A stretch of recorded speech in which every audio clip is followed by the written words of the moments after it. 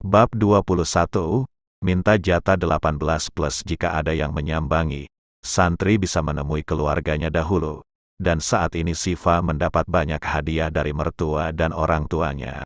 Nasya sampai takjub ketika kado itu begitu banyak memenuhi kantung plastik berukuran besar. Assalamualaikum, Sifa sayang, ucap Umi Aisyah, disusul Umi Hana, Abi Bahrun dan Abi Lukman. Sifa pun memeluk orang tuanya dan mertuanya. Begitu pula dengan Ilham yang membuatkan teh hangat untuk mereka. Dihidangkannya teh hangat dan singkong goreng yang tetap menjadi kesukaan dari Kiai Lukman dan Kiai Bahrun saat ini. Singkong goreng Abi, Umi, ucap Ilham. Makasih Mas Ilham, ucap Kiai Lukman. Ham, ini ada beberapa kado nikahan dari teman Umi di pengajian, sampai 1 kantung besar ya. Alhamdulillah, terima kasih Umi, Abi, ucap Ilham sementara Sifa masih termangu, melihat abinya saat ini. Fa, gimana di pondok? Tanya Umi Hana. Iya, kerasan nggak, Imbu Umi Aisyah? Kerasan Umi, alhamdulillah, teman di sini baik semua, jawab Sifa. Meskipun kamu mondok, nggak apa-apa kan, jika Allah memberikan keturunan lebih cepat, tanya Umi Aisyah sehingga Sifa tersedak ketika gadis itu tengah minum teh hangat sehingga Ilham mengelus punggung gadis itu saat ini sambil tersenyum getir. Uhuk, uhuk, uhuk, Masya Allah, hati-hati Fa, nggak usah gugup, namanya calon ibu ya pasti begitu ya, canggung, ucap Umi Hana. Iya Umi, maaf, Sifa terlalu haus hehehe. Ham, ini ada beberapa jamu untuk kamu, Umi dapat dari teman Umi, pokoknya sehat-sehat ya, biar cepat dapat momongan, ucap Umi Aisyah. Makasih Umi, doain aja, biar cepat dikasih.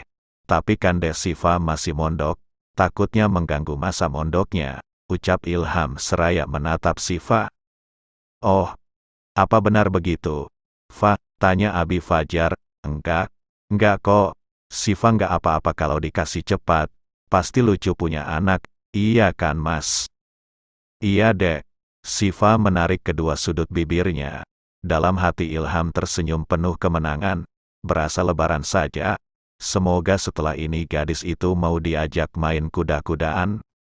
Ham, perhatikan Sifa lebih baik, ya, jangan terlalu sibuk mengurus santri tapi istri sendiri diabaikan. Dek, siapa yang mengabaikan Umi? Justru di tiap kesempatan Ilham selalu mengajak Sifa. Masa iya sudah mau sebulan berlalu, Ilham belum juga mencicipi surga dunia. Katanya cinta tapi giliran sudah bersama rasanya gersang dan kering kerontang bagai pajangan. Insya Allah, Umi, meski begitu, Sifa tetap yang terpenting untuk Ilham. Iya kan, Dek? Iya Mas. Sahut Sifa memaksakan senyumannya.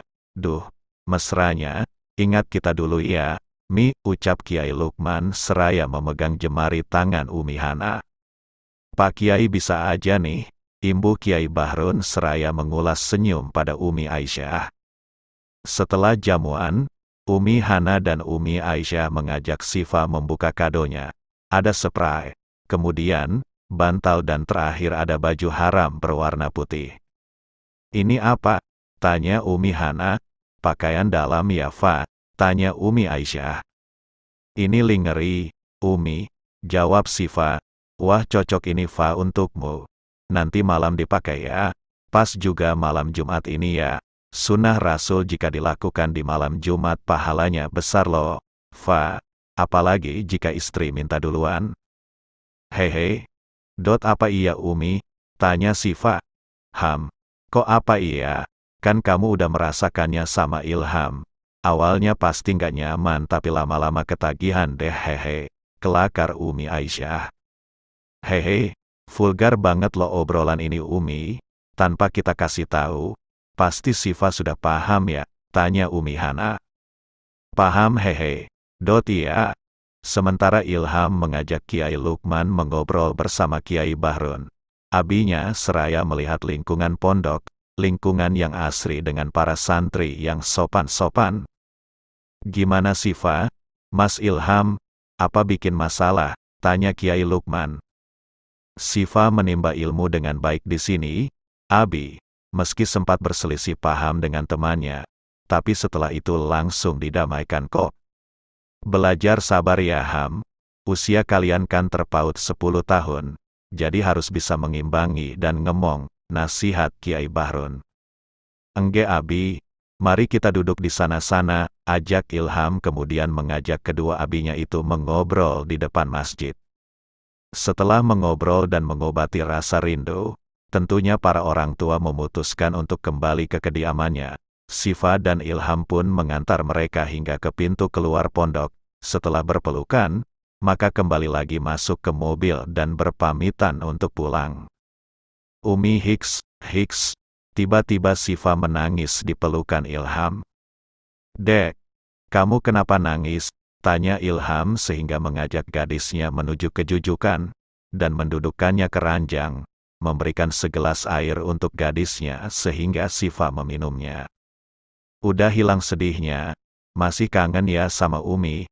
Tanya Ilham yang ikutan sedih karena Sifa selalu menangis jika itu menyangkut orang tuanya. Masih Mas, kalau kangen, mau cepat berkumpul lagi, buktikan kalau adek bisa membanggakan kedua orang tua adek, menjadi mubalik yang paham dan berakhlakul karimah. Insya Allah Pak Ustadz lagi, bisa nggak adek merubah panggilan adek ke Mas? Manggilnya apa enaknya?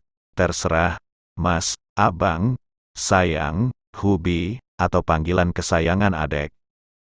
Kalau di luar, panggil Pak Ustadz nggak apa-apa, tapi kalau sedang bersama seperti ini, alangkah baiknya saling menyematkan panggilan sayang.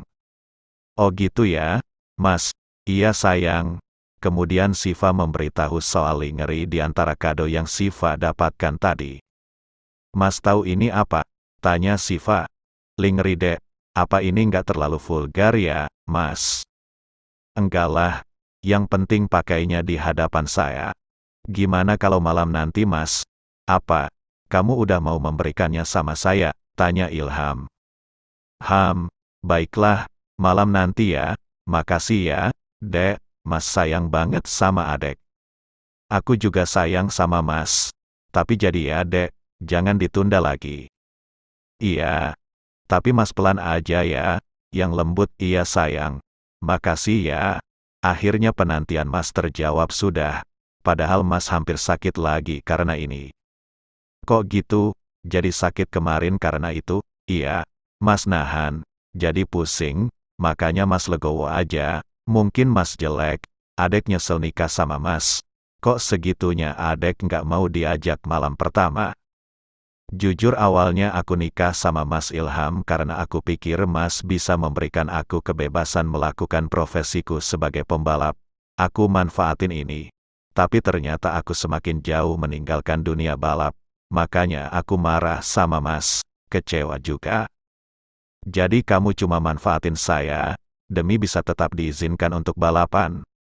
Iya. Bukan karena kamu cinta sama saya.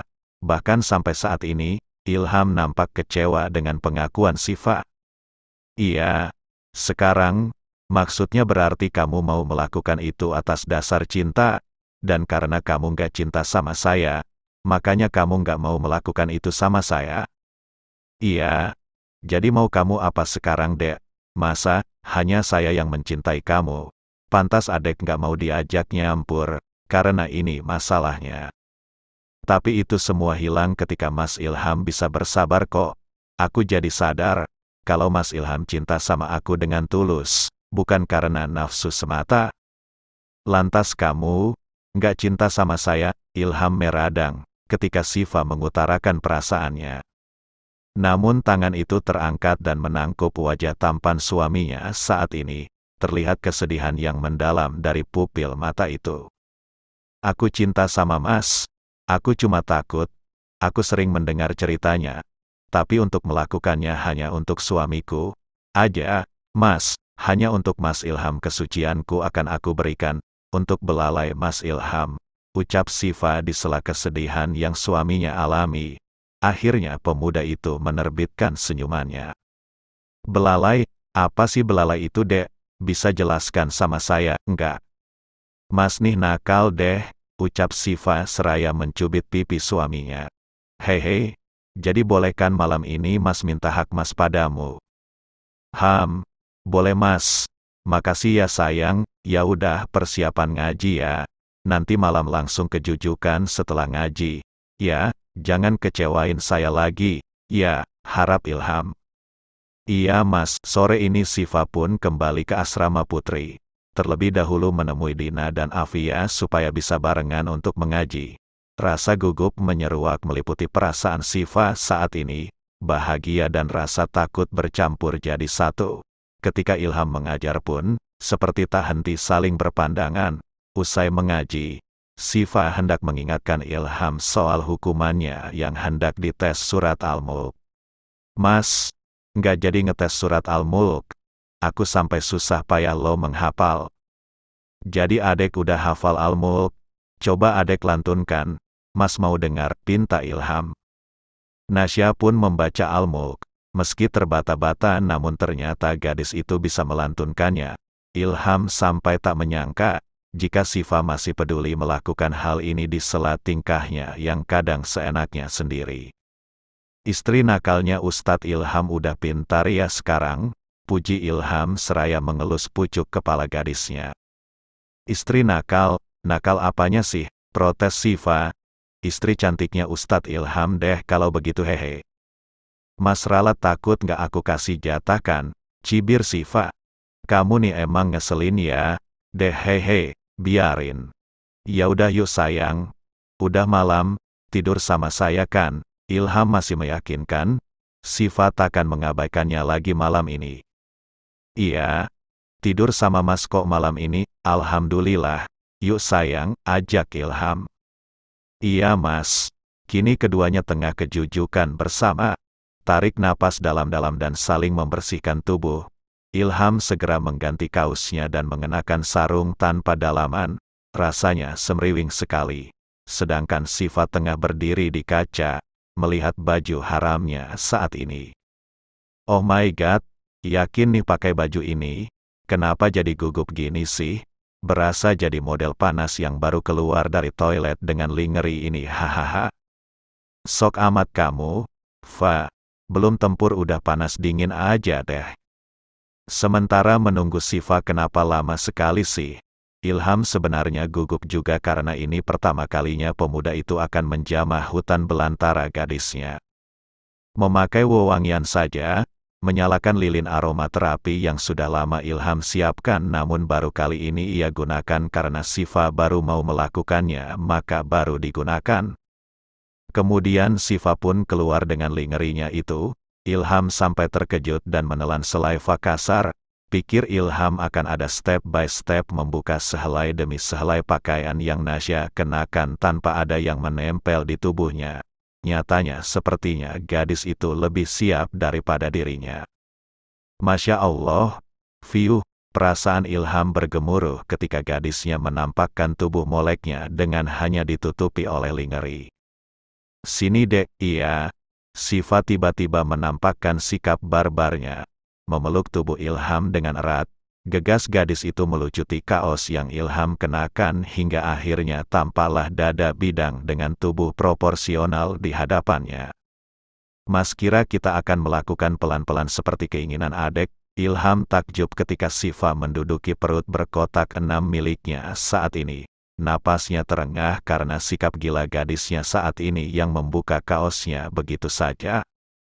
Badan Mas bagus, kamu baru nyadar ya selama ini. Hilih, Mas kan jarang buka baju di hadapanku, adek juga nggak pernah minta. Sehingga ketika Siva lengah Ilham ganti mengungkung tubuh gadis itu. Jika kemarin gadis itu menolak dan berontak, saat ini tidak sama sekali. Sehingga Ilham berdoa pada Allah. Memulai doa sebelum menjima sang istri, kemudian meniupkan ke ubun-ubun gadisnya. Kemudian beradu kecupan, antusias Ilham menarik tubuh Siva hingga berada di pangkuannya saat ini diciuminya pipi, kening dan saling mengulum kecupan bertukar selaiva, beralih turun ke leher jenjang gadisnya, mengecup kuat-kuat dengan meninggalkan kismak di sana. Au. SSH, lenguhan serta desahan kecil keluar ketika Ilham makin dalam mengecup leher jenjang miliknya. Hawa panas seperti mengisi kamar saat ini, makin panas, makin membuncah pula hasrat yang menanungi keduanya. Mas, lirih Siva. Gigitan kecil yang Ilham lakukan tak lagi pelan, karena pemuda itu sudah tak sabar menahan hasratnya selama ini. Lingeri itu gegas segera Ilham lepaskan hingga nampaklah tubuh polos tanpa sehelai benang pun saat ini.